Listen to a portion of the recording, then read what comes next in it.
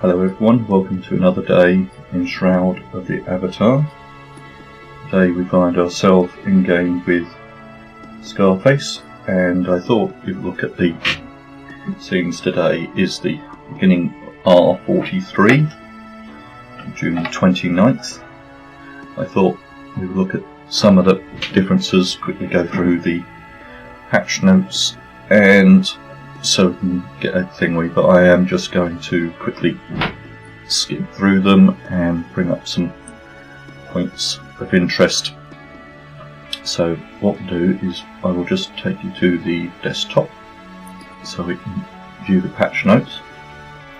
So basically they've done some polishing and thinging on the, let's get the mouse running, on the path of the Oracle up here, which is going to be started. Blood River Outskirts has been a little bit more, that's the new one that's going in, which we'll be looking at. So that's on the path of truth. So this is some of the pictures. I've actually been in there on the Dev Plus access. There's a nice graphical look to the game. I think it's just starting zone. I don't think many of the quests are in there, but we will go and have a look. There's been some changes to the city of Celestis in the game, so they've done some artwork in there similar to what they've done to Adoris, where they gave it the Shogun theme. This one has more of a, what they're calling it, China theme in the game. So it's one of the pictures of the areas in the game, so it's one of the ruined cities. Oh, somebody's just coming up with a musical instrument. Now the good thing is you can turn the musical instruments down or out in this case. So I think it's just passing by. I did show that, but you can tone the musical instruments down, which is rather handy now.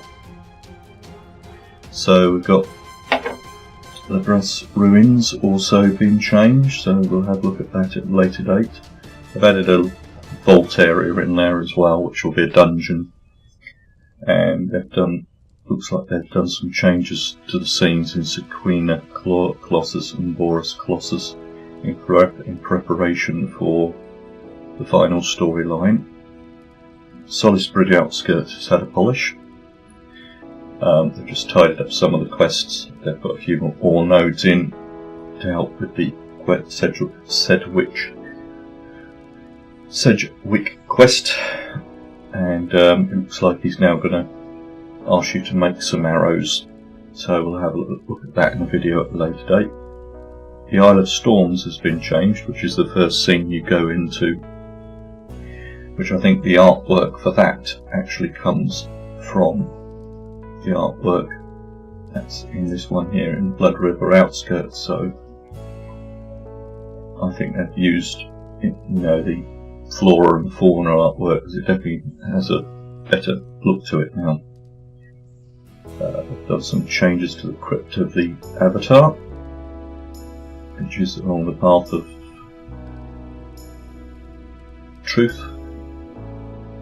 No, along the path of love with Bo, in the PvP area.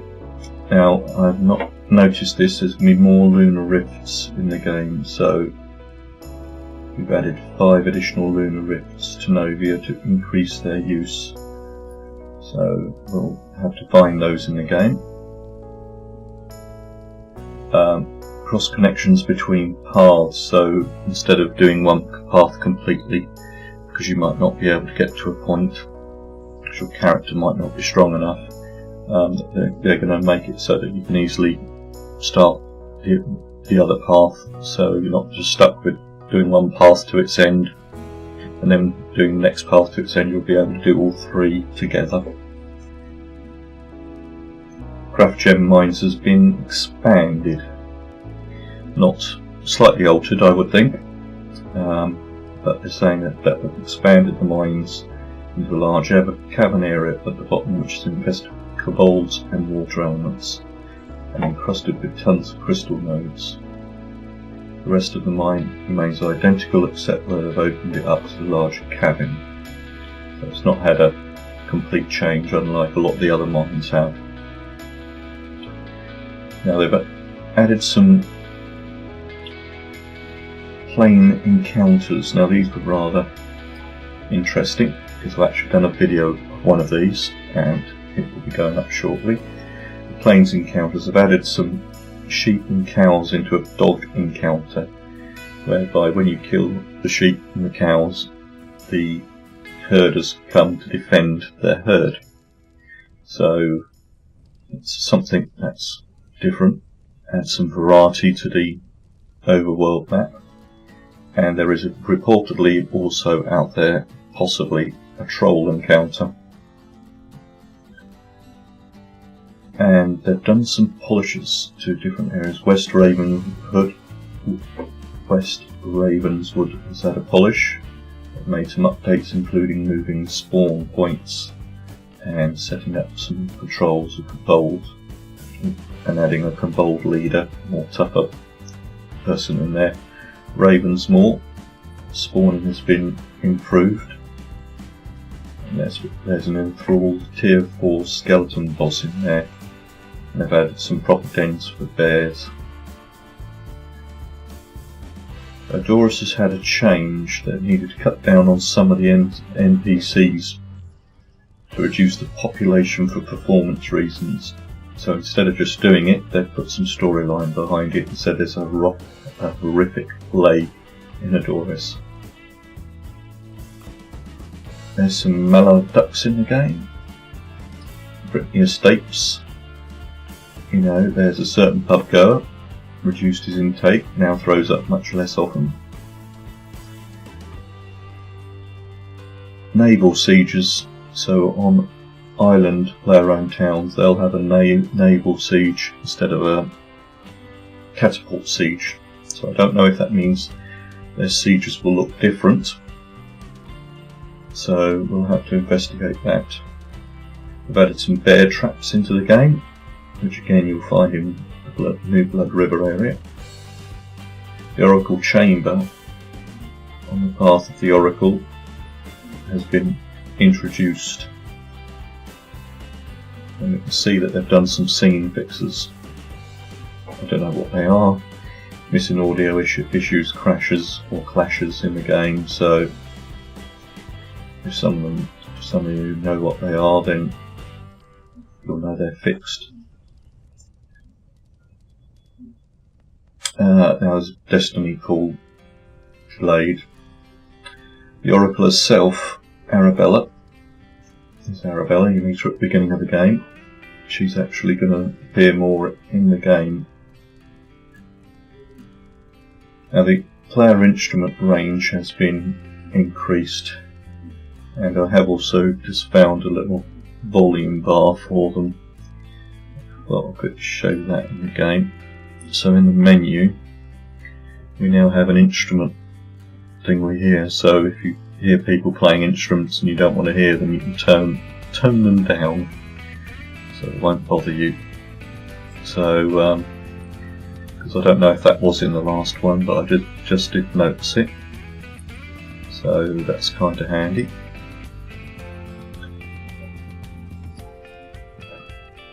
They made some changes to the epic cloth armour, so they improved some of the simulation across the entire outfit range. An ornate kobold backpack will be on the add-on store, and the telethon rewards, the smoke virtue emote, virtual balloons, the flame table stand lamps, which I'll show you all these in the game shortly, the flame shield and the flame scimitar. They changed some effects to magic. There's a whittler emote, which you'll get from one of the quests, I think. An elf whittler inside the Blood River outskirts is an emote. In the seed invest, if you want to invest in Portal Laring itself instead of just the game, you can go to the seed invest page, and they had gold properties and things like this, which if you invest you get those as game rewards. I'm going to fix some gears, some equipment. So, Shroud of the Avatar delayed, more great clothing delayed. And they've added some performance, and this release was more about performance more than anything else. So they've increased the frame rate in a lot of the areas and decreased the load times in a lot of the areas, which I have noticed them actually happening. It's not in all of them, so it seems to take a little bit longer to load, but then when you move around the area, the performance of it running and loading in as you're going around seems to be a lot more smoother. They're now going to give you a daily login bonus of 10,000 experience points added to both the adventuring and production pool. I think this might be to balance out death decay on some more advanced players, and it also helps new players, of course, having loads of points so they can train up a lot quicker. So I think the idea is to actually bring newer players up quicker and slow down the decay on the experienced players. So it's rather an interesting addition to the game. It'd be interesting to see how it plays out over time. Combat AI spacing. They're going to stop the enemies jumping on top of you, so you'll see them in front of you. So they'll give you your personal space whilst you kill them. Some spell changes. Fizzle rates for death magic has been set to get easier at higher tiers instead of harder. Escape will now correctly apply the proper aggro values. Sorbet sweep, which is one of the combos, sword combos, has been changed, so it's fixed properly to a 360 degree arc. In other words, it will attack enemies behind you. Also updated to take on the whirling blade damage bonus. Air Embrace now includes a small amount of damage resistance penalty. So that means your damage resistance will go down if you use Air Embrace. If you use Enlightenment, you get a small amount of maximum health penalty. Enlightenment increases your focus, so that will take down your health a bit. Now the next one down, the Strength of the Earth, will now give you a focus penalty. Strength of the Earth increases your strength, which increases your health, which they're putting a small penalty on the focus by using it. And Celestial Blessing now includes a small amount of focus penalty again. And Douse, the benefit of achievement is effectively been capped. Changed some things to some of the light sources. Weapon range has been changed on a few things. And here they are talking about they've done performance more than bug fixing. Now the next big thing is mail in the game. Before we just have mail to and from the vendor. Now in the game you'll be able to send any player in your friends list mail, and you can send them items and gold, and there's a small cost for actually sending the items. In the offline thing, we've done some changes to offline. Player housing, they've added some cloth things that you can now put out. A bulletin board with flyers, which we'll look at one of those shortly. You can do some wooden palisade, castle walls for your own design. Decoration hotbar polish, which I don't know what changes have been made on that. There's a few things you can buy in the store. Renaissance bedroom set, glowing mushrooms, which will look rather interesting in the game.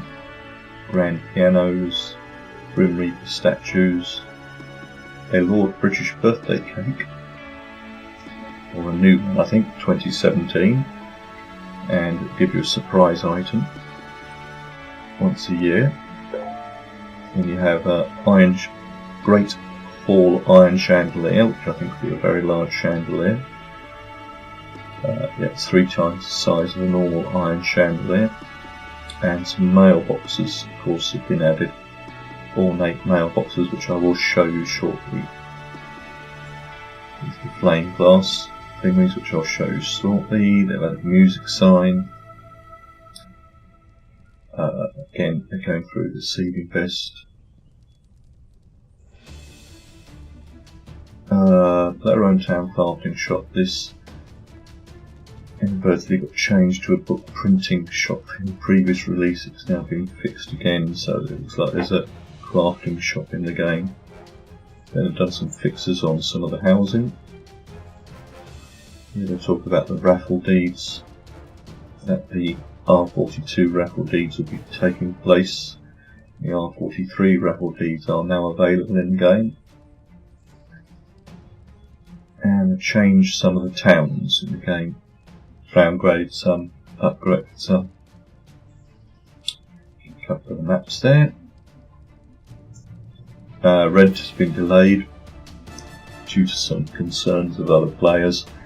In Dev Plus Access there was some concern that it might open up some players to be able to take things, so I think they're just going to be looking at that a little bit more, and hopefully we should get it in the next release. Of course, crafting, you can now craft a bulletin board, black grand piano can be crafted, palisade walls can be crafted. You can make a mounted mailbox as well as a normal mailbox, and you can make an iron grate chandelier, so you don't have to buy them in the game. You can craft basic versions of the same item. You can buy prettier items in the store, which again I'll show you in a little while. They've changed some things on the camera distance. The compass task now, if you're doing a current task, you'll have a blue icon to make it stand out a little bit better. And then again they talk about stability, performance, game loop, visual quality, pledge rewards, and some delayed content. So that was pretty much the patch notes. Now what I'll do is I'll go through some of them so we can actually see them in the game. The first thing I thought I would point out is up here we've got the flame shield and the flame scimitar, which if you join in the telethon and pay for $5 you can claim them from the store. Also we had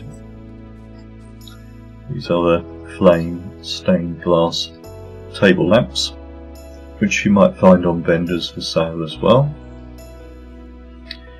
Now there were a couple of other things which I need to get out of my box.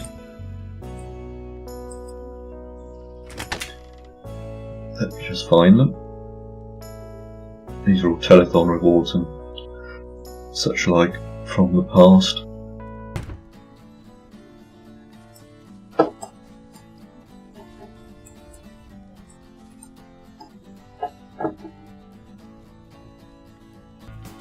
And some of the other things that were given in the game.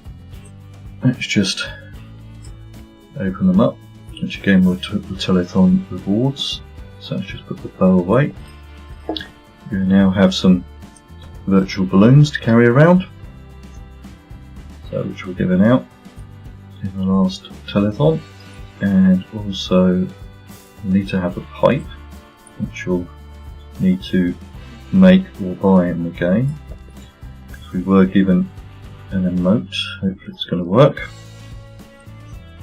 Bring up the O for the emotes, and it's a smoking one.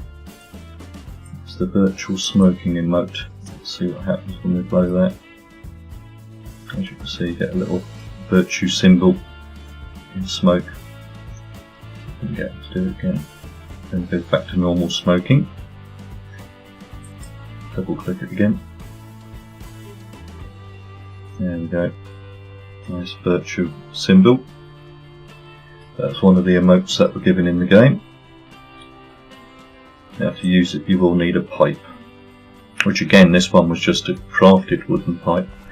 You can buy pipes off the store, but this is just one of the crafted ones. And next thing I think we need to look at are the mailboxes in the game. Now this is the standard crafted mailbox, which if we look at has in there my old vendor notes in there, which I've kept them so I know what prices I sold them for. Now inside my backpack I have actually bought the ornate ones, so I thought I would show you the difference and also show you that there is no functional difference between them. So it's only the looks that you're paying for, and you can still buy these off of some vendors. I'm sure some vendors will actually put them in their store for sale, so they will buy them with real money to get in-game gold, similar to they do with Kodos. So you could find them on a vendor in-game, but as you can see, all the difference is the fact that they look different. If I double click on that, there's no difference to the actual functionality of the actual device itself. So you can see that I just thought I would buy them because they look better. So, and the other one, which I'm going to put on one of my larger properties, I think we can still put it out down here. Yeah, we can. Is the one on the pole, and again you can make a crafted version of this. This is the ornate store one. So, and again works like a normal mailbox. It says confidently. There we go. Strange, it only works from the side, it only gives you the green arrow from the side. Top, not the front. As you can see, it's rather interesting. I'm going to go and put that on my other farming plot later on. One of the other things that we put into the game, fortunately our guild placed this out earlier, so it gives me the ability to easily show you, is the notice board. Somebody's found you can actually stand a hammer on it as well. I'm pretty certain it doesn't come with the rusty hammer, but as you can see it's just a general bulletin board which you can post notes to. So because this is the guild board really, you can see that you can join the Lunar Dragons, how to join the Lunar Dragons, and somebody's put that we're going to have an event on there each Saturday and Tuesday at noon server time. So that'd be interesting, and somebody's put a note under construction. That's a good little notice board in the game, and I think this one is the crafted one in the game. So you can actually craft them, and there's also an ornate one, which will of course just look prettier. So that was the bulletin board in the game. And so we'll do videos on the other parts of the game. So I hope you found this video informative. If you haven't subscribed to the channel, if you click on the subscribe button you'll get to know of course when more of my content comes out. Also feel free to leave any notes or comments below and I will get back to you as quickly as possible, and thank you for watching.